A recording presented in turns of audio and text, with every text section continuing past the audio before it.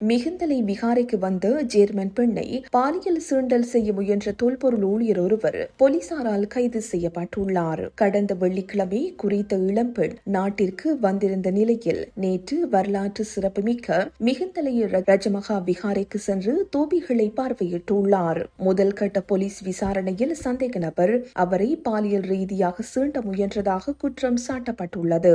அதே நேரத்தில் மிகுந்தலை விகாரைக்கு வந்த குழு இளம்பெண்ணின் அலறல் சத்தம் கேட்டு காட்டுப்பகுதி நோக்கி ஓடியுள்ளனர்.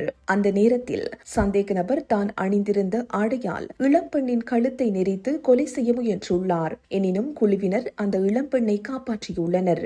சம்பவம் தொடர்பில் உடனடியாக மிகுந்தலை போலீசில் முறைப்பாடு செய்யப்பட்டு சந்தேக நபர் கைது செய்யப்பட்டார். பாதிக்கப்பட்ட வெளிநாட்டு பெண்ணை அனுராதபுரம் மருத்துவமனை பரிசோதகர் பரிசோதனைக்குட்படுத்தியுள்ளார். மிகுந்தலை புனித தலத்தில் போலீஸ் பாதுகாப்பு இல்லாததால் இதுபோன்ற சம்பவங்கள் பதிவாகி வருவதாக மிகுந்தலை ரஜமகா விகாரையின் விகாராதிபதி தெரிவித்துள்ளார்.